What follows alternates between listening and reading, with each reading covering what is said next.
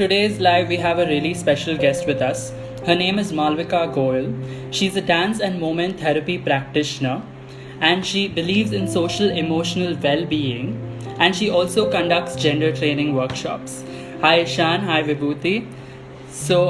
Malvika ma'am has joined us. Just give me a minute. We will go live with her shortly. Hello, Malvika ma'am. Am I audible? Yeah, you're audible. Am I audible to you?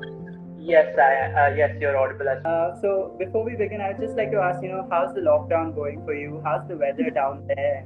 And, all these general things. What are you doing during the lockdown? I mean, you've been doing a lot of amazing things, but yeah. So the lockdown is initially was not that great for me. Also, right now, also it's just been an up and down. Energy comes up, energy goes down. So I've sort of made my peace with that. Currently, the weather is great. It's raining. It's beautiful here. So yeah, it's just that was just thunder right now.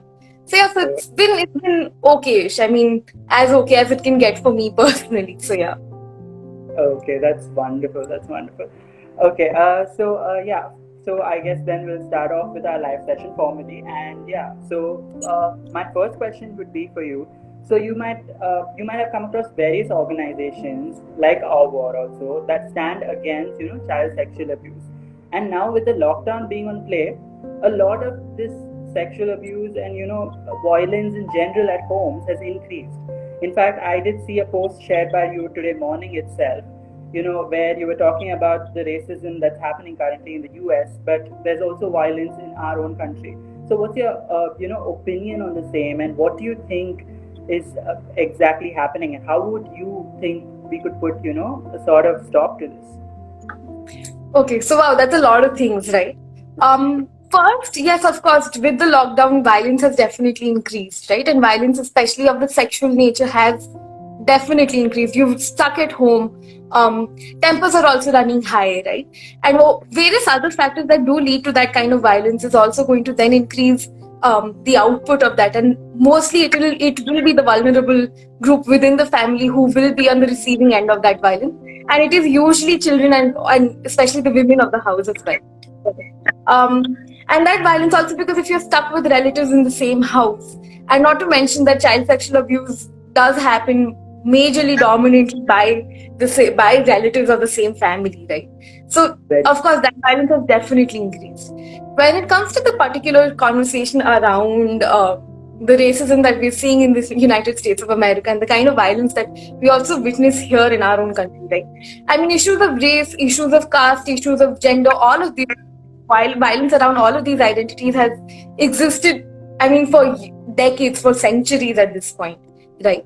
When it comes to people currently living in India, also voicing their outrage at the fact that the kind of violence that is happening in the US at this point, while solidarity is extremely important, right? And it is extremely important to stand against that kind of violence, against any kind of violence, especially which is faced by people who are more vulnerable to that violence. I don't see that solidarity being extended to people within our own country. I don't see that solidarity being extended to queer folks in our country, to women in our country, to Dalit identities in our country, right? So then, for me, then that I become a little skeptical of that solidarity. Then that you would condemn one particular kind of violence and you would raise your voice against one particular kind of violence, but you would not raise your voice against the other kind of violence that is already happening, right? And I mean, it's no big news that the lockdown has led to increased violence, right? There have been various statements that the government itself has released, various helplines that the government has also put out there, right? But I think on a daily basis, on some group or the other on WhatsApp, I'll be getting a message about one particular rescue that this particular person is being thrown out of the house, or this particular person has been beaten up, and we need some sort of how do we go about it. And a lot of times these helplines are also so overburdened with work, and just the general, I don't know if it's apathy now or if it's just people have become desensitized to it, but there is no response to that, right? People don't, like, they just don't want to say anything to that. They don't want to follow up on what is happening to that particular case, and you would not see that coming out on social media. And currently, right now, social media is the main platform where we can raise our voice against that kind of violence, right? So yeah, I hope that answers your question. Yeah, actually, I did read this article, where there has been a 70% boom when it comes to, child abuse helplines and, all these sort of helplines, especially with the lockdown being on play. Yeah, we are voicing our opinions on social media, trying to help out as many people as possible. But at the end, what I've heard from various people and also been in touch with some of these who have faced such abuses is that they can't voice their opinions currently and stand up for themselves with the lockdown also being on play, right? They really don't have any place to go or anywhere to go, so that's a really difficult thing actually. So yeah, so you did mention about the queer community and such issues, right? So basically, what I have noticed is that a lot of these queer community people do face violence, and that too at a later stage of their life as well. Particularly, let's say as young adults, because they don't get acceptance from the society or from their friends as such. So, what's your opinion on it? Like, what do you think can be done so that they're more accepted by the society and they don't fall into any such trap? Right. So I think one, as you mentioned, right, queer folks are more vulnerable to a lot more different kinds of violence as well, right? I mean, as people who don't follow a particular norm, right? And when I say queer here, I mean this whole large umbrella of identities of being gay, lesbian, bisexual, trans, gender non-binary, asexual, intersex bodies, all of these identities, right? Yeah. Who would not fall into your norm of being a straight upper caste, upper class man. That's it. Or even an upper caste woman, a woman as well at the same time, right? Yeah. And they do face a different, while violence is something that a lot of other identities also face, especially sexual violence as well. But when you are somebody who looks a little different, right, or you will talk a little differently, or you're attracted to somebody who, like, if you're not straight, basically, right? You do face a different kind of backlash then, because everything around you then is trying to sort of pull you back into this norm that we've set, that no, you're supposed to look in this particular manner. If you're a boy and you use a lot of hand gestures to talk, you will be then bullied for that, right? If you're a girl, if you've got short hair, but you're and you're still growing up, like not when you're a teenager, but probably when you're a grown 29-year-old woman and you don't look how a usual Indian sanskari woman is supposed to look like, then you will again be back into a particular way, and that pulling back happens in a very violent manner.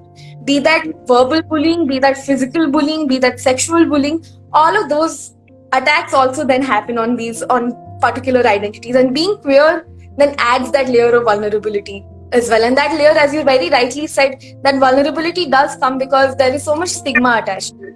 There is very little awareness around, queer identities, people understanding what does it mean to be queer, right? And I think one way, and this is something that you also asked me in the previous question as well, that, what can be done? What do we do to sort of stop this? And I don't have a short, one track answer to this, that if we do this, this is what's going to work. But one thing sure is that conversations need to start, right? Conversations within school, conversations within families need to start, conversations within colleges need to start, within workplaces, right? And conversations on behalf of the government needs to start, right? Like, if you just the laws that we look at, if the laws are not going to be gender focused, if the laws are not going to incorporate all gendered identities, then I don't know how it'll be even harder for us to translate that into other structures that we exist. So again, a wonderful answer. In fact, I did notice that you pursue gender studies. Am I right, like, about that? So studies. Sorry. Women's studies. Okay, women's studies. Okay, I'm sorry, my bad. So anyway, did notice that you conduct these gender training workshops, right? So how does this workshop basically go? And would this be also, like, if say we have these workshops for young kids, because a lot of these kids, right, you said, right, a boy who uses hand gestures or a girl who doesn't dress like the way she should, they would be bullied a lot at school. And in fact, they also face, let's talk about abuse in general. It's not just, sexual abuse. They face mental abuse at home by their friends, their family, and whatnot. So does this workshop, be incorporated in, schools and stuff like that? Yeah. Okay. So again, so many things, right? So first would be, so I work with the Center for Studies in Gender and Sexuality at Ashoka University.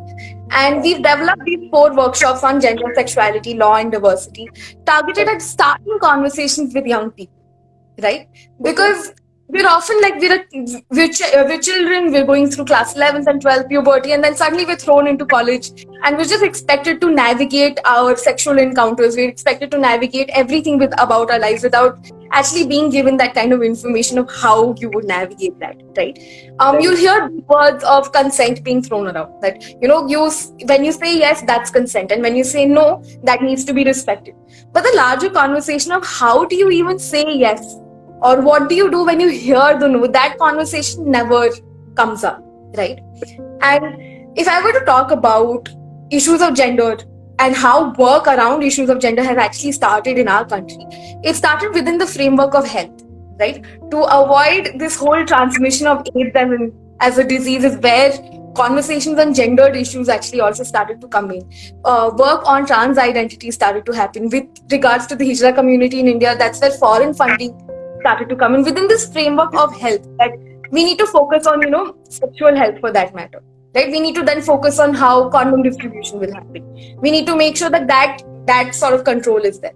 And then the other framework in which conversations on sexuality and gender happen is within the framework of violence, that we prevent sexual violence, right? And how do you do the prevention of sexual violence? Maybe you train people to sort of, in self-defense. That generally doesn't work, but that is one thing that is it. One would be that, you start talking about consent. One would be that you start talking about what safe and unsafe touch is, right? One would be to sort of bust that stigma around sexual violence, which a lot of organizations in this country are working on, right?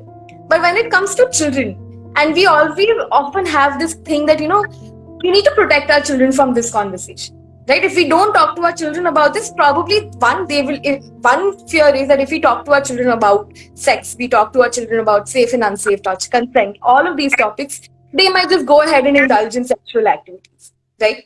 The other fear that comes about is that how do we make that content age appropriate, right? What do you talk to children about? Do you straight away start talking about puberty? Or do you talk, how do you talk about safe and unsafe touch? How do you talk about pleasure with children, right? Because that is also a huge aspect of sexuality here. And so for sure, so the workshops that I currently conduct with the CSGS are targeted at a college crowd, class 11th and 12th in schools and workspace, right? But with younger kids, of course, the UNESCO has this whole technical guidance that they've come up with, which is called comprehensive sexuality education, right? Okay. And over the years, this has changed. So some countries call it sex education, some countries call it health education. There are different varying names for this, but there is content. We also have a great program called the Adolescence Education Program that the NCRT came out with. It's actually, the curriculum over there is really, really good. It's for classes between 6th and 8th, right? And it starts that conversation with them about their bodies, about consent, about pleasure, about desire. It starts those conversations with them. And I think the biggest thing right now, and organizations like the YP Foundation, Tarshi, they are working on creating curriculum and implementing that curriculum. Super Schools India as well. They're creating that curriculum and implementing that curriculum in schools, which is age appropriate, which can be implemented from class 1 onwards and can carry on till class 12, right? So each class will have a different kind of curriculum, and it definitely does have an impact, because the second that we create a space where we start talking about this, we equip people with that vocabulary that, these are different body parts, okay?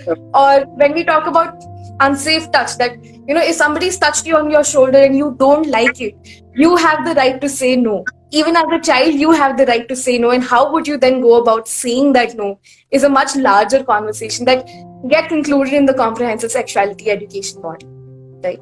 So for sure, these workshops, these trainings, and they can't be a one-off conversation. They can't be just, and that's how it's generally approached currently, that, you come, you conduct one workshop for us in 1 year, right? And sensitization is done. And especially in the whole, after the post boys locker room thing that has happened, especially posh Delhi schools are looking for those conversations, but they're not looking for larger, in-depth programs for that. So yeah. Okay, so what you mean to say is, you spoke about this curriculum, right? So this is being implemented in schools around India. Is that what you're trying to say, basically? No, so it is there. So I know organizations like the YP Foundation, they're working with particular stakeholders and particular schools in general, where they're Okay. trying to implement a very contextual curriculum that they have designed, right? Keeping in mind the context of the school. I know Super Schools India, which is an organization based in Delhi, they're working with a few Delhi government schools, right? So it's not something that's, widespread. It's not something that every single school will have, but it is happening there. So, and the other thing that I mentioned, the adolescence education program, I came across that thing, which it was developed in 2005. That's 15 years back, right? Yeah. And it was something that the NCRT and the CBSE said that should be there in every CBSE board school. But I went to a CBSE board school and I never went through that curriculum. Neither So, did I. yeah, I mean, I know these mechanisms are there, but I don't know how much implementation is actually happening. Yeah, because what I might have got from that, 13 states, they barred the concept of sexual education itself at school. So that is what I know. And when it comes to this boys' locker room issue, particularly, this was actually happening in the most elite schools of Delhi, right? If I'm not wrong. So Yes. what's important is, at a broader level, these are the most educated people that commit such sort of violence or crime or be it anything. Yeah. So again, really like the answer. So yeah. So let's talk about the latest news. Okay. So basically, you did speak about George Floyd and the issue that's happening currently in the U.S. versus India. So you basically, there was a recent news that where a doctor was arrested for conversion therapy as well. So I would like to know your opinion on the same. Right. So the conversion therapy conversation also starts with a 21-year-old girl who came out as bisexual to her family and was then sort of forced to go through conversion therapy. And mental health practitioners have been practicing conversion therapies for years now, and still they still do that. And it doesn't matter which, they still do that, and it doesn't matter which institution you're from, right? Again, as you mentioned, like, you could be from the most elite institution, but you could still have those gendered biases. You could still have that, biases on the basis of sexuality against people as well, right? So that 21-year-old girl committed suicide, and that's when this whole conversation came out that conversion therapies are still happening, and families. So one is that stigma that exists within the family, right? And to sort of break the structure of the family, to have these conversations within the family is extremely hard, right? Even when I start having workshops and I'm talking to various young people through colleges and schools, one of the biggest conversations that they come up with is that how do we talk to our family, right? Very, very. Yeah. And who will the family also listen to at the end of it, right? Because the family also believes itself to be this one unit that we know all, and it is our personal matter. You can't come into our personal matter, right? And while there, of course, there are families who are accepting. There are families who go through that entire journey of accepting their children, accepting their family members as queer. There are also families, and we've heard these stories, and they have also been over and over again highlighted within the media, of families that desert their children, that kick their children out and send people to conversion therapies, right? So while that stigma exists within the family, that stigma also exists within the mental health community as well, right? Which is really messed up, because you're talking about mental health, right? You're talking, and the biggest thing about mental health would be that you are you, and you are okay to feel the way that you are feeling, right? And then the second that you bring in conversion therapies, you're again falling into the patriarchal mindset. Yeah. What? Yeah, I mean, and that you're supporting that. yeah, exactly, you're supporting that. And then when that conversation came out, and there were so many statements, I remember my Instagram feed was flooded with people coming out with statements and condemning that entire act of conversion therapy, because we did lose another person to something that we should not have lost, right? Of course, conversion therapies and the impact of what that has on a person is a much larger conversation, right? Because you're denying an entire person's identity. But when that doctor has been arrested, right, I think that conversation doesn't just stop there. That conversation needs to go further from there. That you find accountability, for basis of accountability, you arrested this person. You might also revoke their license, right? You might also say that you can't now practice after this. But the conversation cannot stop there. The conversation, because that will just make people who do practice conversion therapy, they will just go underground, right? They will go even, matlab, it's not as if it's going to stop that practice from happening.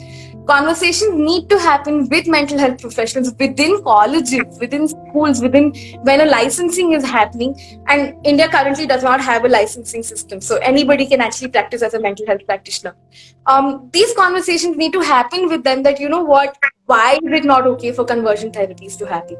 What are our personal biases and stigmas that we are bringing into our practice, into our, with our clients over here, right? Yeah. So it's not enough to just simply arrest that doctor. And even with that doctor, I mean, what will be the punishment, right? You will probably punish them for the next 5 years, throw them in jail, which are highly done. But after they come out, they will practice again, right? And mass mentality is like that we forget things like this, right? They can move to another city and they will practice, and then they will still continue to offer conversion therapy services. So how has that problem been solved? And that's the thing, the solution is a very long-term solution, and the solution cannot just be like, we've arrested you, we've given you a punishment, and now you will never do it again. It doesn't work like that. That person will do it again. There will be 10 other people who will come up and do the same thing again, and in a more hidden manner, so that it becomes even harder for us to catch that, right? So accountability needs to be, this definition of accountability needs to be extended from just mere punishment to also conversation, and to bring it into a more rehabilitative manner.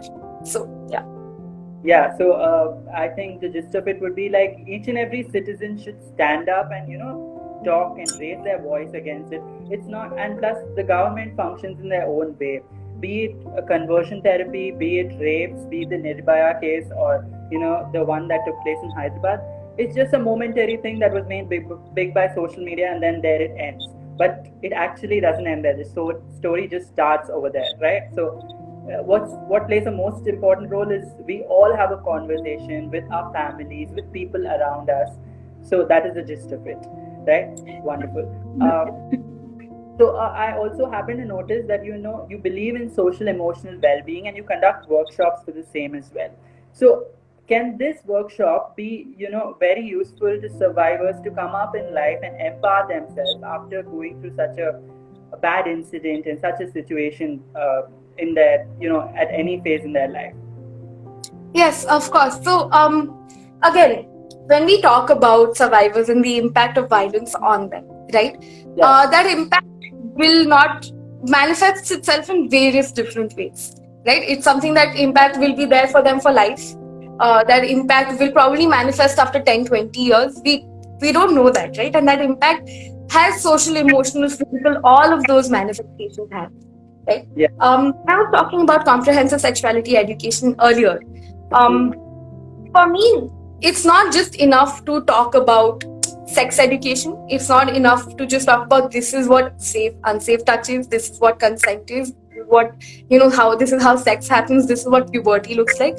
I think, and this is a very recent conversation that I was also having with another friend, where it's extremely important for us to bring in social emotional learning and concepts within this curriculum as well, right? So for instance, if we are to say that, okay, and like picking up consent as an example, because it's the easiest way for me to illustrate it, that at a point of time, let's say I'm 10 years old, right? And I want to say no to something, but I've never really been taught how to say that no, right? Every time that I have tried to say no or express myself to say that no, I've always been shut down that, "Arey, itna na mat karo, tum bachche ho, you don't know too much about it," right? Which also has larger impact on our self-esteem as well, right? To empower a child to be able to say no, we need to look at the emotional well-being of that child as well, right? We need to look at how vocabulary building is a really important part of this. So many times we experience anxiety and we don't have a term to give to that. Right? I mean, that's something that I experienced. I went through my entire school life, halfway through college, and I had no idea what anxiety was. But that was something that I was experiencing on a daily basis. Very true. And the second that I understood that, okay, this is what anxiety is, and this is how I feel when I'm experiencing anxiety, I was able to come up with breathing techniques or look at breathing techniques or other techniques to sort of just, make sure that I walk myself through that anxiety and calm myself down. So the second that I was able to put a word to it, I was able to sort of, find a way to work through it, right? Not to say that everything needs to be, looked in a biomedical, pathological manner, right? But anxiety is one example. Feelings of fear, feelings of distress, these words are extremely important to, be given to children so that they can identify how they're feeling, right? And the second that you're able to identify how you're feeling, you're able to communicate how you're feeling, right? That communication is also a two-way street where you need to have that space where you can communicate. Oftentimes when you try and communicate to your family, again you're shut down, right? There's again a lot of stigma attached to that. There's a lot of issues that come in that, how are you talking about feelings? What are these feelings that you're talking about, right? And especially when it comes to abuse, again that a whole process of gaslighting happens, that don't talk about this, these are bad things, we don't talk about this. And it becomes even bigger when there's a relative involved in that case, right? And the first person that a child will then approach, they need to understand and they need to know how to respond to that child. So that emotional well-being education shouldn't just be there for children, it should be there for anybody and everybody. Like right now, if somebody approaches me, right, that okay, this is something that I experienced, what should I do? My reaction matters so much, right? If I react even in this manner, are you sure this happened to you? That person will just be re-traumatized again. That person will again start questioning themselves, and we can't afford for survivors to question themselves, because there is anyway such an impact on how we view ourselves, right? So for emotional well-being, a social emotional curriculum will also include these threads and needs to again be integrated in the way that we are teaching, right? And that's what my personal opinion is, and that's what I have also been working on, is to create a curriculum which is fulfills that criteria that acha theek hai, this is something that we can do once a week, but is also contextual, is also age appropriate, is also going to look at all of these bigger conversations and discussions that we have on gender and sexuality and abuse, and then at the same time it's something that is given due importance, right? So when you mentioned that there have been 13 states that have banned sex education in their schools, there are people who will then find their way around it. So they might not call it sex education, they might just call it something else, just so that it's as bureaucratic as that. Like you can't just ban these conversations, and when you do, you find your other ways and streets to just sort of get through that, to implement that curriculum as well. So Yeah. Okay. Yeah, that's actually very true. So somebody.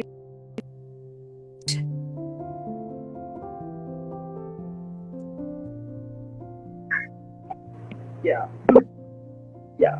There's some network issue from my end. now it's all good. Okay. Yeah. Wonderful.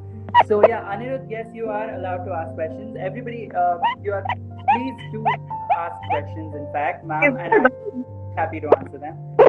So yeah, do go ahead. Okay, I heard some noise. Just a second. I think it's some network issue. It has been raining here, and there's a lot of fluctuation. Like since the afternoon. In fact, it's been raining consecutively for 5 hours. Maybe I prayed too much for the rain to happen, so that's there. Anyway, yeah, Malvika. So also you promote, dance and movement therapy, right? So I would like to know the impact. I mean, basically, what exactly is dance and movement therapy? Because it's a very wide known term, and people can get confused easily. And what's its impact, and what sort of people do you target? And also, again, when it comes to the survivors or anybody who faces, mental abuse or sexual abuse, anybody, let's say somebody who's in depression, who has anxiety, can dance movement therapy be used for them to become better and to overcome any such issues? Right. Dance movement therapy, one, is a kind of therapy, right? Generally, when we think about therapy, the first image that comes to our mind is of a counselor or a therapist or a psychiatrist sitting opposite to us and talking to us, right? And it's mostly also talk heavy, very verbal, right? And in India currently, there is anyway a lot of stigma and taboo around mental health and mental health services, and that's something that I think is also there all over the world. But India mein abhi it's still upcoming, right? So there's something called expressive arts therapy, under which dance movement therapy, drama-based therapy, visual arts therapy, music therapy, all of these conversations, all of these other therapies also come in, right? And this is a very legitimate form of conducting therapy as well.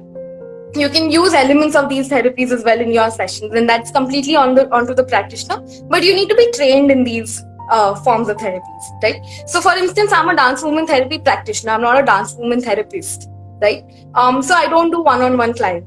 I will not be doing diagnoses. I will not be doing, medication and prescription of medications, right? But I do work in group, and that's something that something that I've learned. Something that I also believe in is this idea of community care, where as a group we kind of come together and form a community and provide care to each other, right? Where we do talk about individual care and individual work as well, but for a lot of people, therapy doesn't work, right? For multiple reasons. One, that therapy is really, really expensive, right? Or just verbal therapy doesn't work. I don't want to talk about it. I find myself expressing better with movement, right? Or with music or with art, right? And that's where the practitioner and the dance movement therapy practitioner therapist will also come in and sort of guide you through that process. Dance movement therapy specifically has definitely, of course, been used to work with people with various mental health issues, be it depression, be it any disorder that you would then mention, right? There are also dance movement psychotherapists. There are dance movement therapy clinicians as well, who then use it in that formula manner to provide recovery and provide quote unquote treatment as well. And it definitely works. It might not work for some people, it might work for some people, but that's how therapy also is in general, right? And when it comes to, especially when it comes to people who have endured physical sexual trauma, I personally find, and there has also been research around this, that dance movement therapy does work, because trauma doesn't just live within the brain and the mind. Trauma lives within your body as well, right? And it works in ways where the trauma you can find. I mean, finding relief would be one way of looking at it, right? Finding a way to sort of process that bodily trauma is another way of looking at it, right? And dance movement therapy has heavily been used with survivors of sexual abuse as well, right? And there are various processes that you go through. It's proven to sort of bring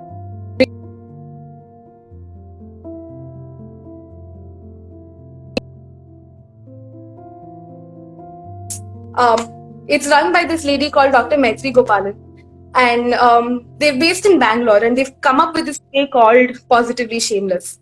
And they've used a lot of elements of drama therapy. You're working with survivors of child sexual abuse. So these are people who are now adults, and they experienced child sexual abuse, and they've used drama therapy, and they came up with this entire play that they have now performed in various cities and countries across the world, right?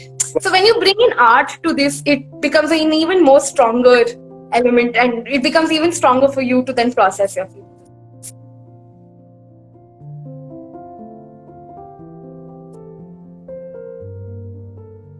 I can't hear you.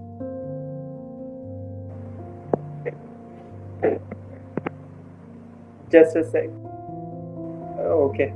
Yeah. Am I audible? Okay. Yeah.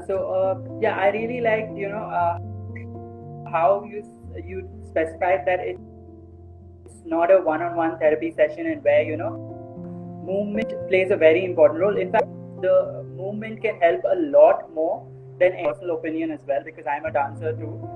So that's very wonderful. So, yeah, we have a question by one of our friends actually. Just a minute. Yeah.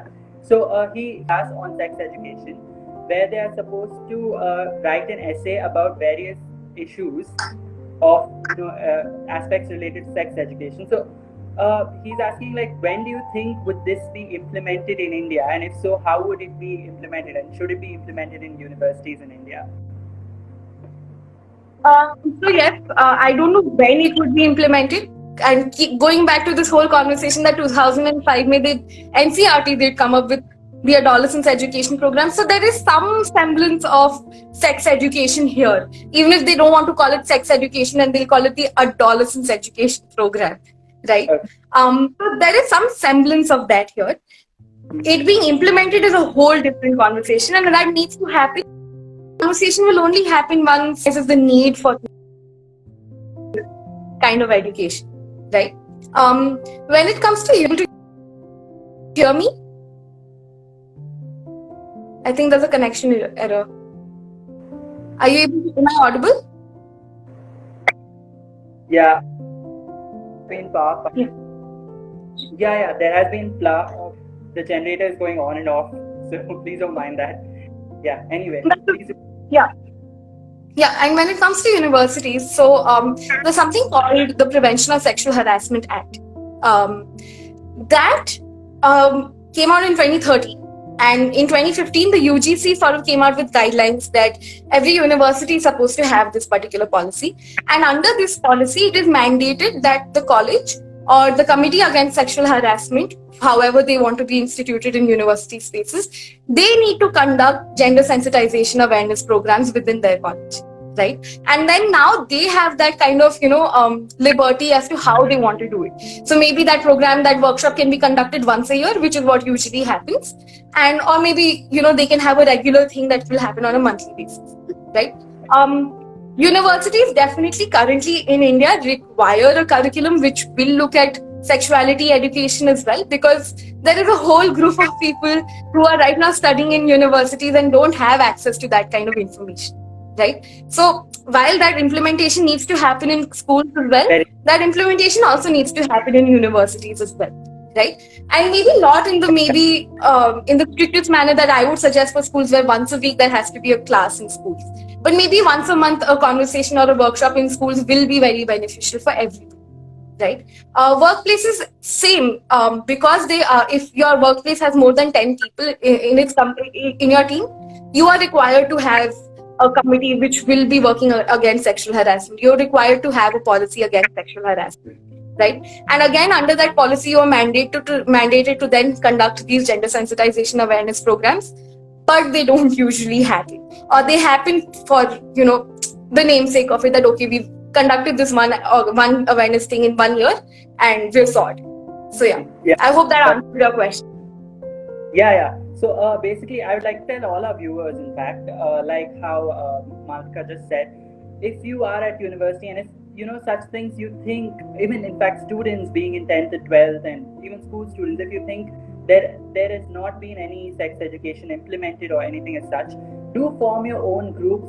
Probably start a group based on this, and then have an event every month where you explain to new people about sexuality, about consent, and conduct let's say rallies or something in and around your campus. That would be wonderful, right? Because everything starts with and just add to that a little bit of self-promotion, I guess. But also, if you would like us to come and conduct a session at your college or your school or your workplace, I am very approachable on Instagram. I think I'll also ask you to put my email ID out. We conduct these sessions for free. They're pro bono based, and we've already conducted them in a lot of other spaces. So definitely reach out if you'd also like to sort of start that conversation. Yeah, wonderful. Okay, so we have reached like the end of the session. So anybody else wants to ask the questions, please to our inboxes as well. So basically, one last question would be more on mental health, because see, right now we're dealing with the lockdown, right? And a lot of queer people are facing mental health abuse. In fact, everybody, most of us as students, we are having conversations with our families which we might not have done before, and we are missing people, and there are a lot of things that are involved in this particular instance. So what's your approach to having a better mental health during this lockdown? Are you doing anything specific to keep yourself involved? So one is that I've continued with my own personal therapy, right? And again, I mean, I don't know if I'll be able to prescribe 2-3 steps that everybody should be doing for their mental well-being, because I mean, again, everybody is different, and what works for you will be very, very different. And a lot of times, not everybody has that kind of access to resources as well, right? But when addressing a group of people who probably do have that kind of access, I think one would be to just sort of reach out, talk about it, have 2-3 people that you can talk to, and that again is so hard to do, I know that. But also then to figure out what works for you to protect yourself, right? So for me, for instance, when there's a lot of work, it leads to a lot of high distress. So then I figure out ways of sort of breaking those tasks down, bringing that into my therapeutic space and having conversations about it with my therapist, right? Breathing exercise is something that really, really works for me. deep breathing, belly breathing, all of these activities really work for me. Engaging in some sort of art, maybe.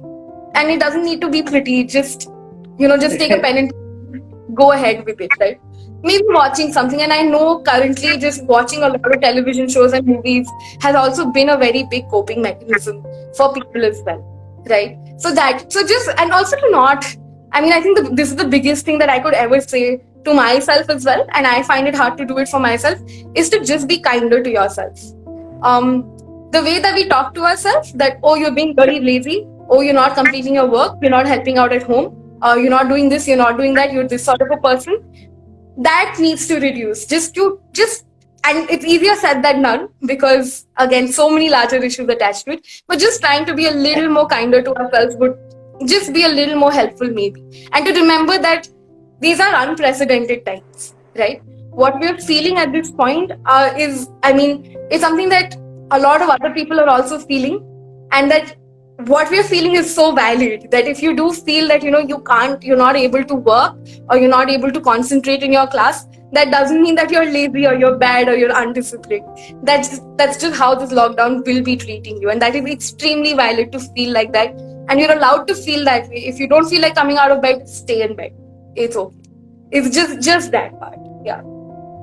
Yeah, you know what, even I would like to actually specifically say that, yeah, most of us, let's say cooking or singing or painting or doing TikToks, whatever it may be, don't look at others. Do what makes you happy. Do what keeps your mental health in a control. Because if you want to take rest for an entire day, do so. You're free to do. I mean, what do you have to do during the lockdown, right?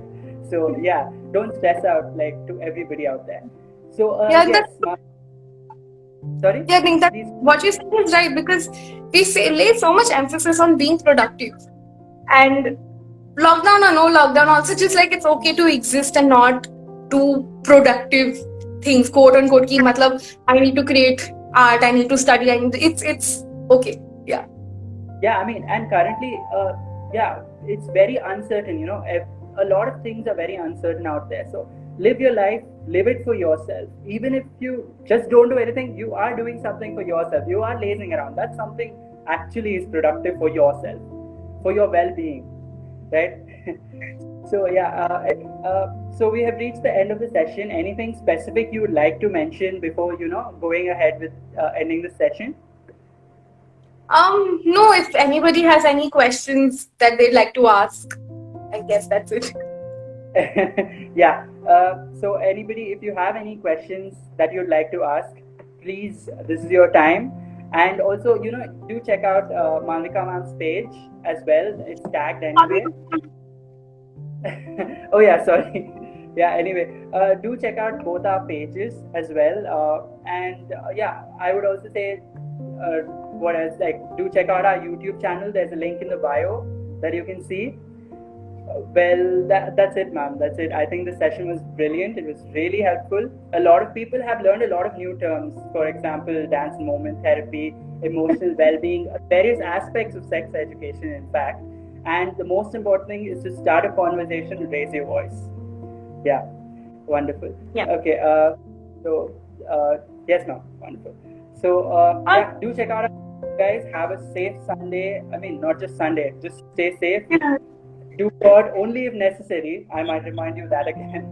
And well, take care of yourself. Enjoy yourself, and feel free to approach us if you have any stances, any issues on the basis of violence, abuse. If you see somebody around you who is facing abuse, feel free to reach out, each and every one of us. We are here for you. We will help you out to our max extent to get you out of it, to bring you up so that you don't backslide as well. So yeah, sure. Thank you so much for being a part of this session. It was really wonderful. Bye then. Bye everybody. This is Aman signing off from Awa. So do take care.